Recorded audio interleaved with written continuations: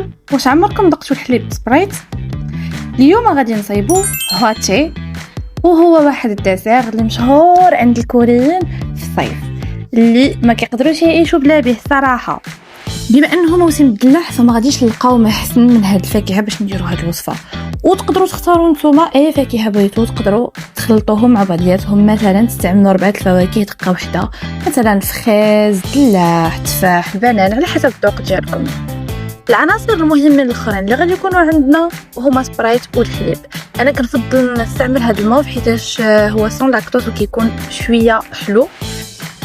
فكنميلونجيو كاع المكونات اللي وريتكم، وبطبيعه الحال ضروري خصنا نديرو الثلج باش ضروري ان هذاك لو ديسير يخرج بارد.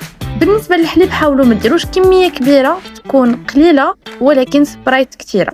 هاد الكونسيبت الصراحه منتشر بزاف عند الكوريين، ماشي غير في هواتشي ولكن حتى في الدرينكس ديالهم بحال مثلا ميلكيز وتشوبا تشوبس، حيت تقريبا نفس لو كونسيبت.